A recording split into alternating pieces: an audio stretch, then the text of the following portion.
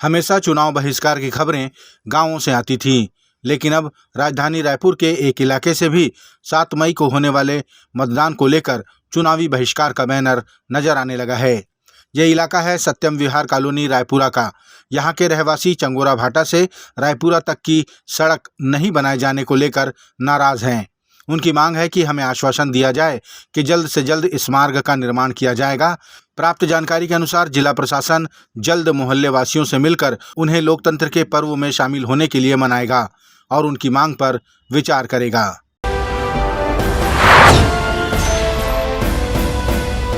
छत्तीसगढ़ में दोनों चरणों के मतदान को देखकर भारतीय जनता पार्टी काफी उत्साहित नजर आ रही है। प्रदेश के उप मुख्यमंत्री अरुण साव ने कहा कि जैसा उत्साह हमारी छत्तीसगढ़ की जनता ने इन दोनों चरणों में मतदान में दिखाया है, वैसा ही उत्साह तीसरे और अंतिम चरण में भी दिखाएगी, क्योंकि प्रत्येक व्यक्ति अपना बहुमूल्य वोट प्रधानमंत्री नरेंद्र मोदी को देना चाहता है। सवेरे से मतदान केंद्रों में लंबी लंबी कतारें लगी और भारी पैमाने पर मतदान हुआ है, तो निश्चित रूप से कि लोकतंत्र की मजबूती का एक उदाहरण है। और कांकेर लोकसभा तो बस्तर में जिस प्रकार से उत्साह दिखा, अनेक बूथ जहां कभी मतदान नहीं हुआ था, ऐसे बूथों पर मतदान हुआ। निडर होकर, निर्भय होकर मतदाता निकलकर मतदान केंद्र में आकर अपने मतों का प्रयोग किया। माओवादियों के मंसूबों को नाकाम किया। कांकेर में भी यही मंजर देखने को मिला है। नक्सलवाद के भय और डर से बाहर निकलकर कांकेर के मतदाता भाइयों और बहनों ने बेखौफ होकर, निडर होकर मतदान किया है। ये निश्चित रूप से सरकार के 4 महीने के जो प्रयास है उसका नतीजा है।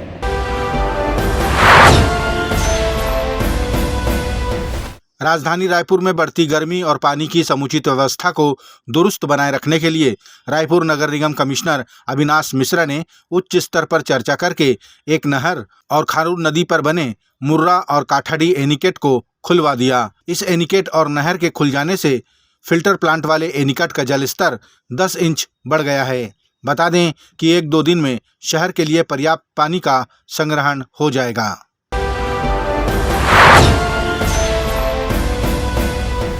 शुक्रवार को दुर्ग लोकसभा क्षेत्र के बेमेतरा में गृह मंत्री अमित शाह ने चुनावी रैली की। यहां उन्होंने कहा कि विधायक ईश्वर साहू को अब न्याय मिलने का समय नजदीक आ गया है, क्योंकि उनके बेटे की हत्या की जांच सीबीआई कर रही है।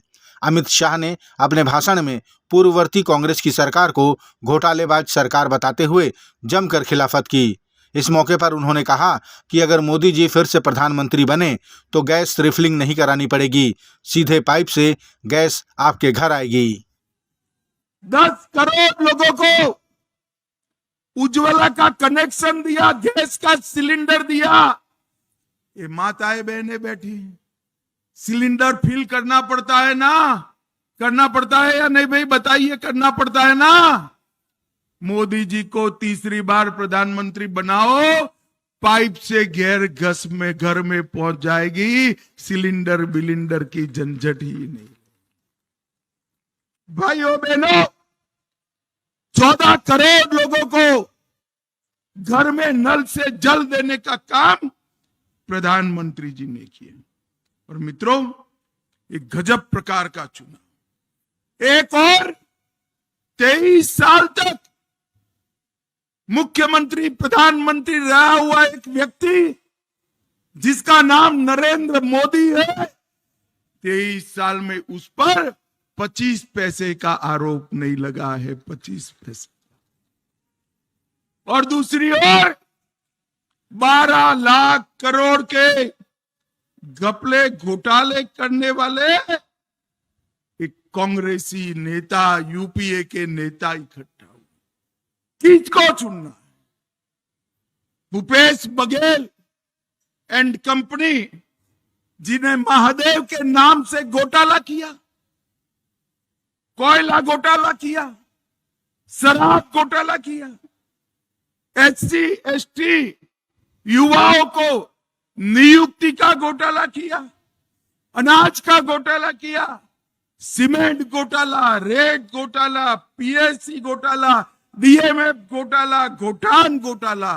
अरे शर्म करो भूपेश, देश भर के 75 साल के इतिहास में कई घोटाले हुए, गाय के गोबर को तुम अकेले खा गए।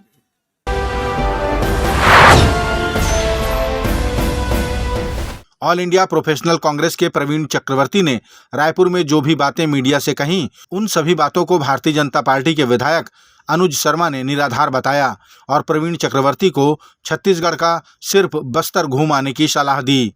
विधायक अनुज शर्मा ने कहा कि प्रवीण चक्रवर्ती को छत्तीसगढ़ में साएं साएं हो रहे कार्यों के बारे में पता ही नहीं है। वे छत्तीसगढ़ में आकर मोदी जी के कार्यों पर प्रश्न चिन्ह लगा रहे हैं। वे पहले छत्तीसगढ़ घूम आए, तब उन्हें पता चलेगा कि यहाँ मोदी जी की गारंटी कैसे एक के बाद एक पूरी हो रही है। और बात करते हैं अपने घोषणा पत्र की। आपका घोषणा पत्र तो 1936 का जो मुस्लिम लीग का घोषणा पत्र है उसके जैसा है, क्योंकि उसमें उन्होंने कहा था कि हम विदेशों में मुस्लिम छात्रों के लिए छात्रवृत्ति की व्यवस्था करेंगे। आप भी वही बात कह रहे हैं। उन्होंने कहा था सरिया कानून लागू करेंगे। आप पर्सनल लॉ की, मुस्लिम पर्सनल लॉ की बात करते हैं और संपत्ति के सर्वेक्षण की बात करते हैं आप। तो संपत्ति के सर्वेक्षण के बाद क्या आप उसका डिस्ट्रीब्यूशन पहले मुसलमानों के लिए करेंगे? क्योंकि आपके प्रधानमंत्री जी ने तो पहले कहा था कि देश के जितने भी रिसोर्सेज है उसमें सबसे पहला अधिकार जो है मुसलमानों का है। तो क्या पूरा पैसा लेके वहां बांटने वाले हैं? थोड़ा ये छत्तीसगढ़ है, यहाँ विष्णुदेव की साएं साएं सरकार चल रही है, साएं साएं काम हो रहा है भाई साहब, और यहाँ मोदी जी की गारंटी पे भरोसा है। आज आदिवासी परिवारों में 1,000 रुपए महिला, पूरे प्रदेश की महिलाओं को महतारी वंदन के माध्यम से 1,000 रुपए महीना मिल रहा है। उनकी आर्थिक स्थिति अच्छी हो रही है। इन सब बातों से छत्तीसगढ़ भारतीय जनता पार्टी के साथ है और अब की बार 11 के 11 जीतेंगे, क्योंकि पूरे देश में अब की बार 400 पार।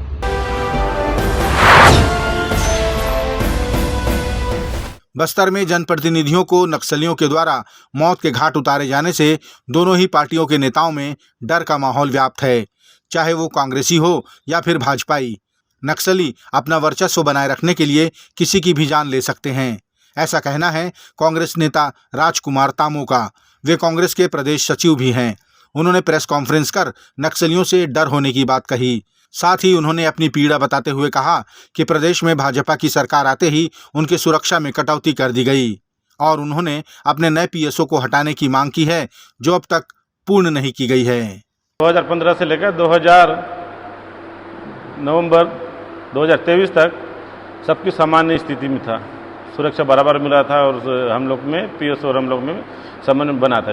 लेकिन जैसे ही 2023 को दिसंबर में सरकार चेंज होने के कारण हमारे कुछ जो मेरे पुराने PSO थे उनको अन्य जगह में मतलब तबादला किया गया। लेकिन और अभी जो प्रभारी आए हैं नए वाले सेंगर, इनके द्वारा मेरे खिलाफ PSO को भड़काया गया है कि ड्यूटी में कोताही बढ़ता जा रहा है। मैं कई बार विगत 4 महीनों से कई बार मैं अपने नोडल अधिकारी भी बोला, पहले चंद्राकर सर थे, उनको बार बार फोन से बताया गया कि सर मेरे साथ ऐसा ऐसा हो रहा है, तो ठीक है देखते हैं।